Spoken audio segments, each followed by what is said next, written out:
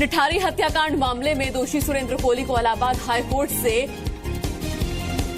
रिहा मिल गई है। कोहली की फांसी को हाईकोर्ट ने उम्र कैद में बदल दिया है। सुरेंद्र कोहली को आरती मर्डर केस, रचना मर्डर केस और टुपाले मर्डर केस में अदालत ने फांसी की सजा सुनाई थी 2006 में।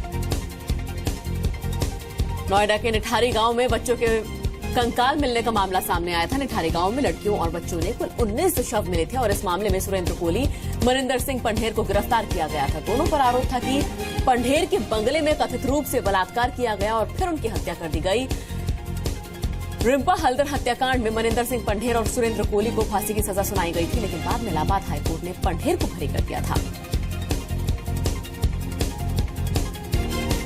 कोहली के खिलाफ दर्ज 16 मामलों में से 5 में उसे फांसी की सजा सुनाई गई थी, जबकि बाकी मामले विचाराधीन हैं। अरविंद केजरीवाल ने एपी के उम्मीदवारों की छवि बदनाम करने का आरोप लगाया है। अरविंद केजरीवाल का कहना है कि विरोधी पार्टियां एपी के उम्मीदवारों के खिलाफ फर्जी स्टिंग की साजिश रच रही हैं। हमें जानकारी मिली है कि विरोधी पार्टियां आम आदमी पार्टी के खिलाफ अगले कुछ दिनों में आम आदमी पार्टी के कैंडिडेट्स के खिलाफ इसी तरह से कुछ फर्जी आरोप लगाने वाली हैं। केजरीवाल ने कहा है कि वो इस मामले की शिकायत चुनाव आयोग से भी करेंगे। 20 नवंबर 2013 को एक वेबसाइट ने स्टिंग की सीडी दिखाई थी। इस वेबसाइट ने उस वक्त की एपी उम्मीदवार शाजिया इल्मी पर अवैध तरीके से फंड लेने का आरोप लगाया था। वेबसाइट ने सीडी में कुमार विश्वास समेत एपी के 8 नेताओं पर गलत तरीके से फंडिंग का कथित तौर पर खुलासा किया था। अरविंद केजरीवाल के आरोपों पर बीजेपी ये कह रही है ये तो उनकी पुरानी आदत है। आम आदमी पार्टी के नेता अरविंद केजरीवाल के आरोपों का किरण बेदी ने जवाब दिया है। अरविंद केजरीवाल ने कहा था कि किरण बेदी बीजेपी को लेकर सॉफ्ट थी और जब नितिन गडकरी पर उन्होंने हमले शुरू किए तो किरण बेदी नाराज हो गई। इस पर किरण बेदी ने केजरीवाल से सवाल किया है। मैं किसी से खफा नहीं हुई। अगर वो सोचते थे कि मैं सॉफ्ट थी तो फिर मुझे उन्होंने खुद ही सीएम की ऑफर क्यों की थी? उनका ये भी कहना है कि आपने नहीं, इसका जवाब मिला। उन्होंने मुझे सीएम की ऑफर क्यों की थी? ये रवैया मैं तब नहीं पता था भाई। अगर आपको लगता है कि नहीं करना चाहिए था, किसी को भी लगता है कि मैं नहीं ऑफर करना चाहिए था, तो हमें ये ठीक है, गलती हो गई। आम आदमी पार्टी ऑटो पर पोस्टर लगाकर अरविंद केजरीवाल को ईमानदार और किरण बेदी को अवसरवादी बता रही है। पोस्टर के खिलाफ किरण बेदी ने कल अरविंद केजरीवाल को कानूनी नोटिस भी भेजा। आम आदमी पार्टी ने किरण बेदी को गणतंत्र दिवस परेड में बुलाए जाने पर भी ऐतराज जताया था।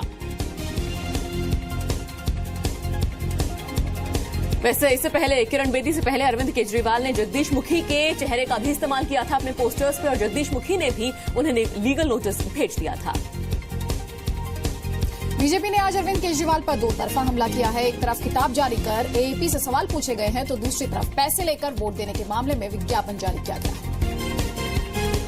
बीजेपी ने आज केजरीवाल सच्चाई या साजिश के नाम से एक किताब जारी की है। किताब में एपी से 20 सवाल पूछे गए हैं और ये सभी 70 विधानसभा क्षेत्रों में बांटी जाएगी।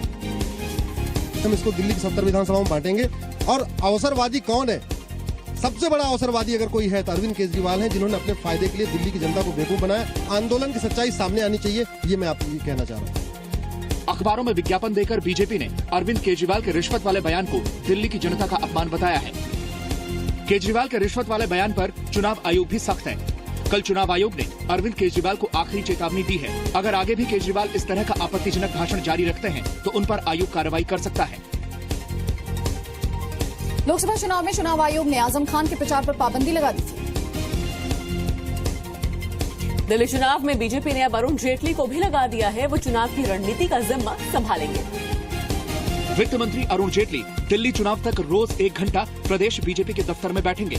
जेटली बड़े नेताओं की रैली और लोगों तक केंद्र की योजनाओं को पहुंचाने का जिम्मा संभालेंगे। बीजेपी ई रिक्शा को मंजूरी देने, झुग्गी झोपड़ी मुक्त दिल्ली, अवैध कॉलोनियों को नियमित करने और बराक ओबामा की कामयाब यात्रा को दिल्ली की जनता तक पहुंचाएगी। जेटली ने पहले भी दिल्ली चुनावों में रणनीति बनाने का काम किया है।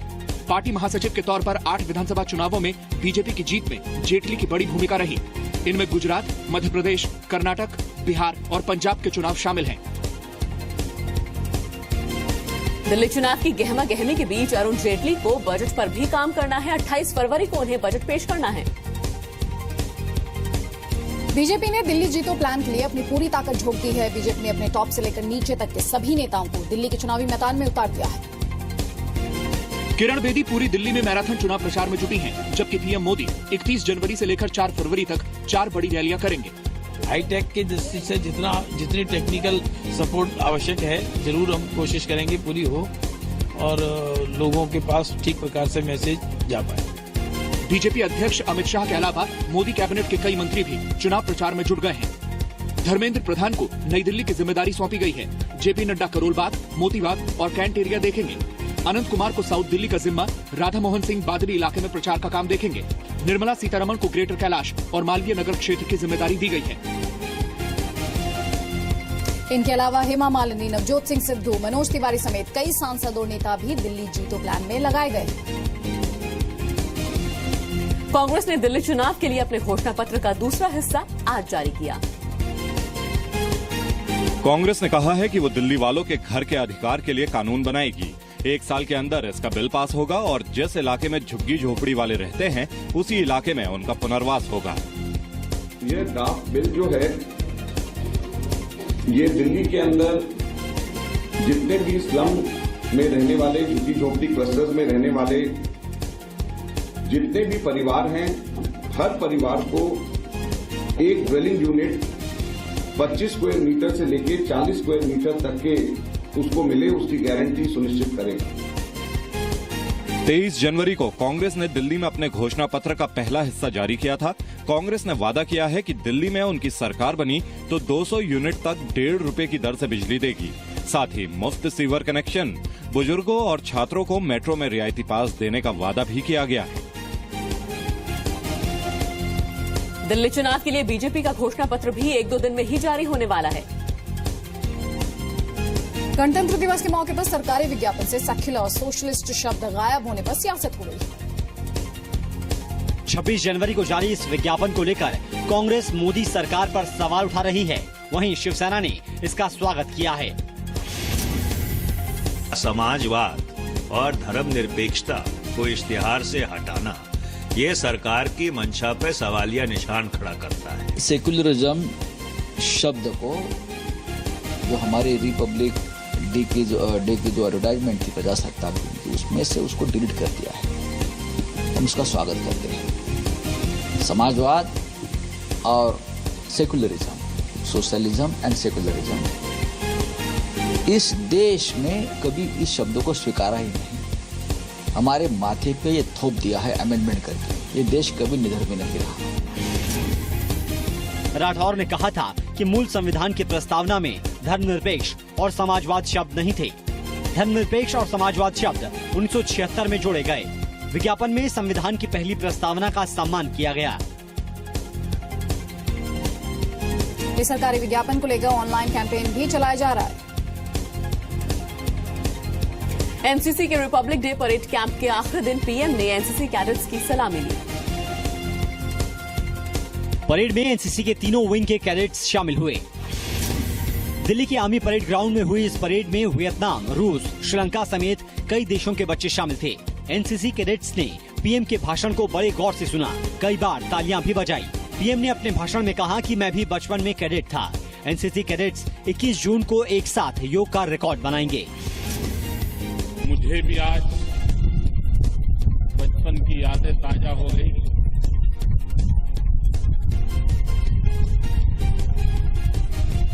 क्योंकि मैं भी एनसीसी में कैडेट रहा। 16 अप्रैल 1948 में नेशनल कैडेट कॉर्प्स एक्ट को मंजूरी मिली। 15 जुलाई 1948 में देश के स्कूल कॉलेजेस में एनसीसी की ब्रांच की शुरुआत हुई। एनसीसी में इस वक्त 13 लाख कैडेट्स हैं। इस साल 26 जनवरी के मौके पर एनसीसी राजधानी दिल्ली में देश भर से आए कैडेट्स के लिए कैंप का आयोजन करता है। यह हर साल होता है 1 महीने के लिए, जिसमें सभी कैडेट्स को एक दूसरे राज्यों की कला संस्कृति को समझने का मौका मिलता है। महिला मुक्केबाज एमसी मैरीकॉम ने आज प्रधानमंत्री नरेंद्र मोदी से मुलाकात की। मैरीकॉम ने पीएम नरेंद्र मोदी को अपनी बॉक्सिंग अकादमी के उद्घाटन में आने का न्योता दिया। मैरीकॉम मणिपुर में अपनी बॉक्सिंग अकादमी खोल रही हैं। प्रधानमंत्री ने मैरीकॉम से मुलाकात की तस्वीरों को ट्वीट भी किया। मैरीकॉम से मुलाकात हुई। कल सिरीफोर्ड ऑडिटोरियम में अमेरिकी राष्ट्रपति बराक ओबामा ने अपने भाषण में मैरीकॉम के नाम का जिक्र किया था। मैरीकॉम ने 2012 में लंदन ओलंपिक्स में कांस्य पदक जीता था। मैरीकॉम 5 बार की वर्ल्ड चैंपियन हैं। 2010 के एशियाई खेलों में ब्रॉन्ज और 2014 के एशियाई खेलों में उन्होंने गोल्ड मेडल जीता है। मैरीकॉम ने 2001 में पहली बार नेशनल वुमेन बॉक्सिंग चैंपियनशिप जीती थी। मैरीकॉम को 2003 में अर्जुन पुरस्कार और 2006 में पद्मश्री से सम्मानित किया गया। सुनंदा पुष्कर मर्डर मामले में आज अमर सिंह से पूछताछ की गई है। अमर सिंह से 2 घंटे की पूछताछ में 20 से 30 सवाल पूछे गए। एसआईटी ने अमर सिंह से सुनंदा पुष्कर मर्डर केस पर पूछताछ की। सूत्रों के मुताबिक इस मामले में सुनंदा पुष्कर के बेटे शिव मेनन को भी पूछताछ के लिए बुलाया जाएगा। शशि थरूर को दोबारा पूछताछ के लिए बुलाया जा सकता है। सुनंदा पुष्कर केस में 19 जनवरी को एसआईटी ने शशि थरूर से पूछताछ की। एसआईटी ने वसंत विहार थाने में शशि थरूर से 3.5 घंटे तक सवाल जवाब किया था। इस मामले में थरूर के घरेलू सहायक नारायण सिंह, दोस्त संजय दीवान से भी पूछताछ हो चुकी है। सुनंदा पुष्कर की लाश 17 जनवरी 2014 को दिल्ली के लीला पैलेस होटल में मिली थी। अमर सिंह ने कहा कि मेरे पास जो जानकारी थी एसआईटी से शेयर कर दी है। कश्मीर के पुलवामा में कल शहीद हुए कर्नल एमएन रॉय का आज उन्हें श्रद्धांजलि दी गई। श्रीनगर के बादामी बाग कैंट में शहीद कर्नल राय के पार्थिव शरीर को अंतिम दर्शन के लिए रखा गया, जहां सेना के अफसरों ने उन्हें श्रद्धांजलि दी। That their supreme sacrifice only strengthens our resolve to fight all elements inimical to the security of Kashmir. Thank you. Traditionally and as per our ethos, Indian Army officers always lead from the front. Colonel Rai ने Facebook पर अपनी आखिरी post में लिखा था, जिंदगी में बड़ी शिद्दत से निभाया अपना किरदार कि पर्दा गिरने के बाद भी तालियां बजती रहें। कर्नल एमएन राय को शहादत से एक दिन पहले युद्ध सेवा मेडल देने का ऐलान किया गया था। कर्नल राय क्रिकेट फैन थे। उन्होंने सेना में कई क्रिकेट टूर्नामेंट का आयोजन किया। पिछले साल कश्मीर में आई भीषण बाढ़ के दौरान उन्होंने रेस्क्यू ऑपरेशन में हिस्सा लिया। कर्नल राय ने कश्मीर विधानसभा चुनाव के दौरान भी वोटिंग जागरूकता चलाया, जिसकी वजह से त्राल में करीब 40% वोटिंग हुई। कर्नल राय के शव को अंतिम संस्कार के लिए यूपी के गाजीपुर ले जाया जाएगा। आपको बता दें, कर्नल राय की 2 बेटियां और 1 बेटा है। दिल्ली के लक्ष्मी नगर में 2 लोगों ने 13 साल के मासूम का यौन शोषण किया। वहीं गुड़गांव में नाबालिग के साथ रेप का आरोपी गिरफ्तार कर लिया गया है। गुड़गांव में 7 साल की बच्ची के साथ 6 जनवरी को रेप हुआ था। सीसीटीवी फुटेज के जरिए आरोपी की पहचान हुई। लक्ष्मी नगर में 7वीं में पढ़ने वाली बच्ची के साथ जबरन यौन शोषण किया गया। ये बताया जा रहा है कि 13 साल का 7वीं कक्षा का छात्र शकरपुर के इलाके में रहता है और पड़ोस में रहने वाले 2 युवक उसे भुला फुसला करके अपने साथ लेकर जाते थे और फिर कुकर्म की वारदात को अंजाम देते थे। शकरपुर पुलिस ने शिकायत के बाद एक आरोपी को अरेस्ट किया, जबकि दूसरा फरार है। गुड़गांव में किताब देने के बहाने बच्ची के साथ रेप किया गया था। पुलिस ने रेप के आरोपी पिंटू मंडल को अरेस्ट कर लिया है। पिंटू पश्चिम बंगाल का रहने वाला है और गुड़गांव की एक कंपनी में हाउसकीपिंग का काम करता है, जिसको कि हमने टीम बनाकर काबू किया और काबू करने के बाद उससे पूछताछ की गई तो उसने ये जुर्म अपना कबूल कर लिया है।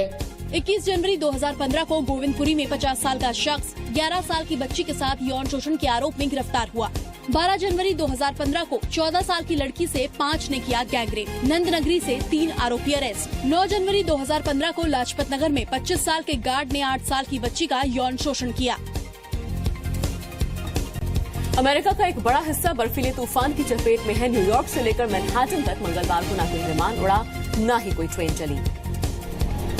उत्तर पूर्वी अमेरिका के 5 राज्य जबरदस्त बर्फीले तूफान में घिर गए हैं। तूफान की वजह से 6000 फ्लाइट्स को रद्द करना पड़ा है। बोस्टन और उत्तर पूर्वी न्यू इंग्लैंड में तूफान का ज्यादा असर है। न्यूयॉर्क में सड़क यातायात पर पाबंदी लगा दी गई थी, जो मंगलवार को सुबह हटा ली गई थी। मौसम विभाग की चेतावनी के बाद न्यूयॉर्क समेत 5 राज्यों में स्नो इमरजेंसी घोषित कर दी गई थी। बर्फीले तूफान से 6 करोड़ से ज्यादा लोग प्रभावित हुए हैं। तूफान की वजह से हजारों उड़ानें रद्द कर दी गई हैं। तूफान की वजह से मैसाचुसेट्स एटॉमिक पावर प्लांट बंद कर दिया गया है। बर्फीले तूफान के कारण अमेरिका के तटवर्ती इलाकों में बाढ़ की आशंका को देखते हुए अलर्ट जारी कर दिया गया है। आईएसआईएस ने अपने कब्जे में कैद जापान और जॉर्डन के दोनों बंधकों की हत्या की धमकी दी है। आईएसआईएस से जुड़े ट्विटर अकाउंट ने 1 मिनट 50 सेकंड का वीडियो जारी कर धमकी दी है। इस वीडियो में जापानी बंधक केंजी गोटो कह रहा है कि अगर आईएसआईएस की मांग पूरी नहीं हुई तो उसे और जॉर्डन के पायलट को 24 घंटों में मार दिया जाएगा। इस वीडियो में जापानी बंधक जॉर्डन के पायलट की तस्वीर हाथों में लिए हुए है। ISIS जापान और जॉर्डन के बंधकों की रिहाई के बदले में साजिदा नाम की महिला आतंकी की रिहाई चाहता है। साजिदा इराक की रहने वाली है और 2005 में एक आतंकी हमले के सिलसिले में उसे मौत की सजा सुनाई गई है। जॉर्डन के जिस पायलट को ISIS ने बंधक बना रखा है, उसका लड़ाकू विमान 24 दिसंबर 2014 को सीरिया में क्रैश हुआ था। ISIS जापानी बंधक केंजी गोटो के एक साथी की पहली ही हत्या कर चुका है।